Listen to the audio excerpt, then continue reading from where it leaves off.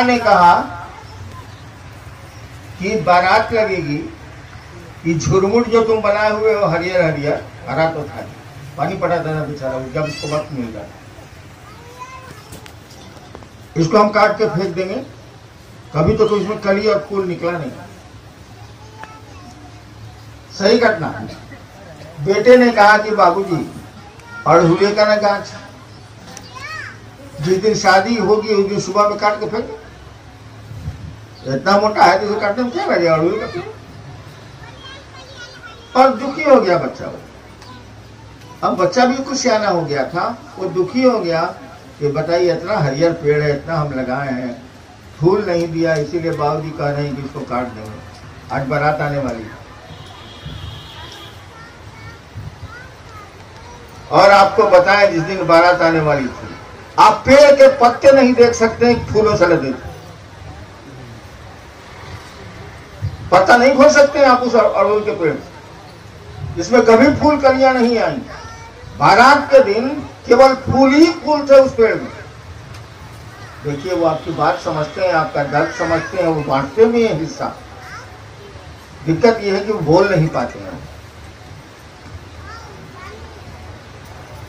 बड़ी सुंदर एक फिल्म का गीत है, हमने कहा फूलों से हंसो तो वो खिल खिला के हंसती। ये कहानी और गीत नहीं है। आप फूलों से कहेंगे कि हंसो, वो हंसते हैं। आप अगर समझ सकते हैं, सुन सकते हैं तो देखिए उनको। मैंने कहा फूलों से हंसो तो वो खिल खिलाकर हंसती है। सही बात। बड़े संवेदनशील ये पेड़ होते हैं, वो बहुत बात समझते हैं ये।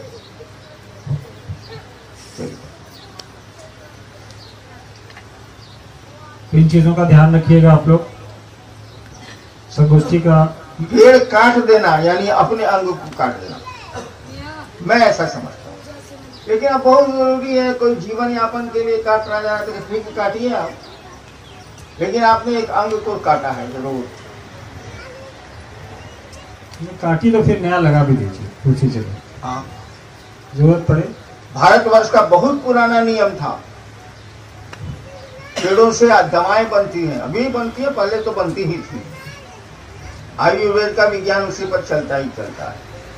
उसका नियम था, किसी पेड़ के फूल, पत्ते या डाली हो या जड़ की आपको आवश्यकता है तो एक दिन पहले जाके उनको कह दीजिए, कल हमको आपकी जरूरत है, हम फलना चीज आपका ले जाएंगे। सूचना दे दीजिए एक दिन पहले और तब दूसरे दिन उसको काटिए। भारत में बड़ा पुराना नियम है। साधु संत लोग पहले कहवा देते। शिव के शिष्य थे बड़े मच्छंदा नाथ। जब उन्होंने शिव को गुरु माना अमरकंटक में, तो एक मल्लाह की बेटी उनके साथ हो गई। नाम था उसका नर्मदा। नदी का भी नाम वही है, लड़की का भी नाम था नर्मदा। एक दिन अपने दोस्तों से कह रही है, वो नर्मदा 12-13 साल की थी, अपने दोस्तों से कह रही है, इस जोगी के लिए मैं फूल चुनती हूं, अब तो फूल भी मुझसे बातें करने लगे। बताते हैं कि मुझमें औषधा कौन सा औषधीय गुण है।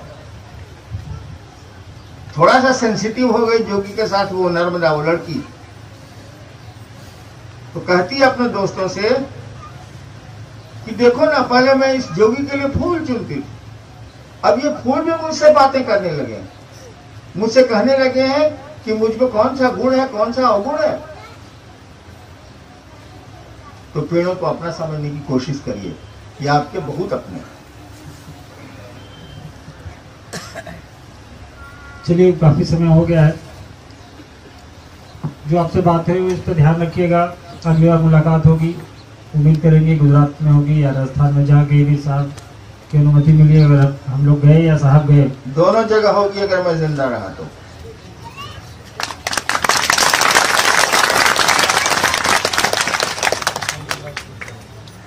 इस संकल्प के साथ मैं अपनी बात समाप्त करूंगा कि प्रयोजन संगोष्ठी का आपने देखा है, लिखा पड़ा है स्वच्छता। दूसरा हमारा अनुरोध जो प्रकृति के प्रति संवेदनशील होने का है, पौधे लगाने का है, उसकी रक्षा करने का है। ये तो हुआ भौतिक सफाई जी। कहाँ गई आध्यात्मिक और मानसिक सफाई? सफाई तो सब ना होगी भाई साहब। अगर मन गंदा है तो आप समाज में जिएंगे कितने दिन? हमेशा जान लीजिए, कोई कहानी आज तक उपन्यास और कहानी नहीं बनी कि नेकी पर कभी भी बदनीयती का राज हो जाए। बदनीयत अगर कोई है वो जीत नहीं सकता नेकी से। आज तक का इतिहास नहीं है, कोई कहानी भारतवर्ष और विश्व में नहीं बनी। समरिटन वगैरह अंग्रेजी में है, इसमें कहीं उल्लेख नहीं है कि बुराई जीत गई हो अच्छाई से।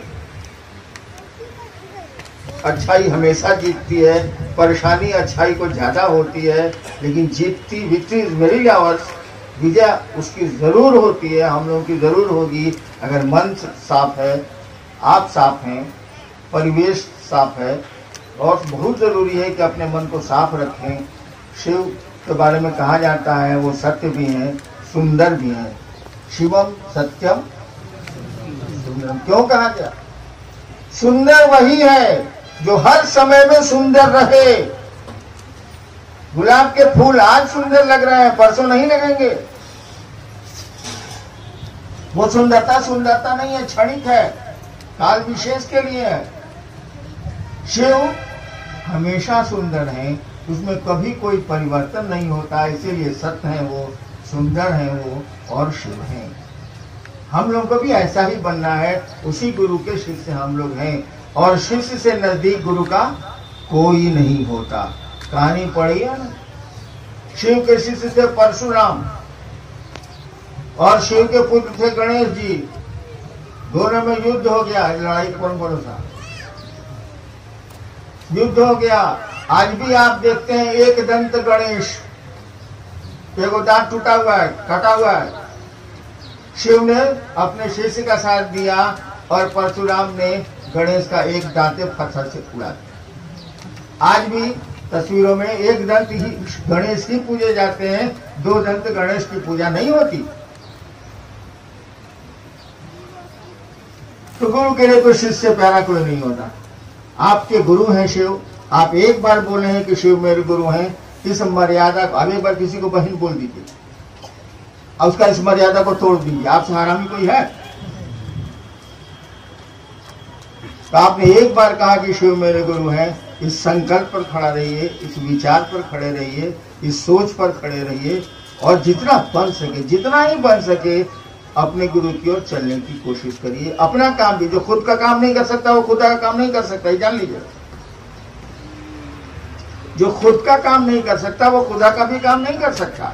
इसीलिए अपना काम भी पूरी ईमानदारी से करिए, जो ही काम है, घर का, बाहर का, और शिव का भी कार्य पूरी ईमानदारी से करिए। दोनों में घाल मेल मत मिलाइए। महादेव को हमारे गुरु हैं तो सब गंजन मेरा हो रहा है, घाल मेल मिला रहे हैं आप, गंजन तो आपकी करनी से हो रहा है। महादेव का कल ही रात की बात है, मैं 2 बजे पहले कभी नहीं सोता, बचपन से नहीं सोता, स्मशान की आदत रही, आज भी नहीं सोता। कल रात में महादेव से लड़ गया।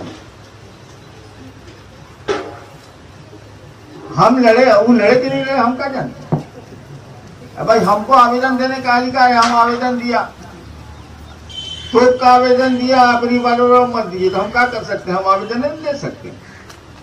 तो हम महादेव से बहुत बात किया, अंत में झगड़ गए। झगड़ने लंबी लड़ाई मेरी तरफ से हो गई, मेरी तरफ से। अबू का कर रहे हो, पूछेंगे हम, किसे पूछेंगे?